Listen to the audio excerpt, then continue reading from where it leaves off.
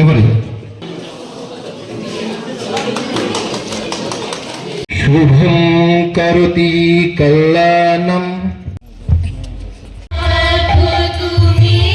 শুধু করবার জন্যই করা না, করার উদ্দেশ্য হচ্ছে আমাদের ছাত্রছাত্রীরা যাতে বিজ্ঞান মানসিকতা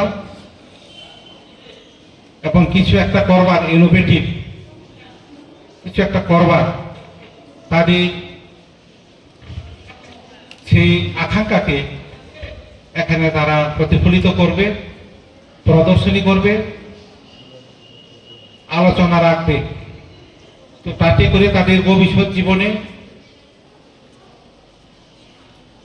সমাজের ক্ষেত্রে, শিক্ষার ক্ষেত্রে এবং আমাদের এই সামাজিকতাকে এগিয়ে নেওয়ার জন্য তাদের এই ইনোভেটিভ আইডিয়া সেটি অনেকটাই এগিয়ে নিয়ে যাবে। আমি আশা করি আমাদের ধলাই জেলার প্রত্যেকটি বিদ্যালয়ে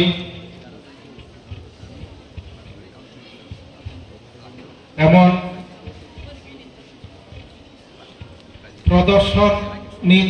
প্রদর্শনী ব্যবস্থা হয়ে থাকে। আমি দেখেছি আমাদের পিএমসির বিদ্যালয়গুলিতে বিশেষ করে, এবং যেখানে সায়েন্স স্ট্রিম আছে সেখানে তারা নিজেদের মতে করে বিভিন্ন স্কুলে তারা এক্সিবিশন বা প্রদর্শন করে থাকে।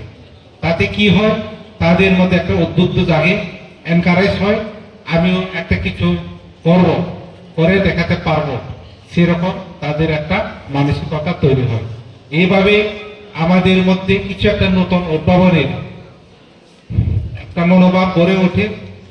তো আজকে এখানে এক্সিবিশন হবে এবং এখানে আমি যতটুকু জেনেছি 25-30টা এখানে মানে বিভিন্ন বিদ্যালয় থেকে এসেছে। আর এখান থেকে যারা প্রদর্শনীতে, যারা ফার্স্ট, সেকেন্ড, থার্ড এবং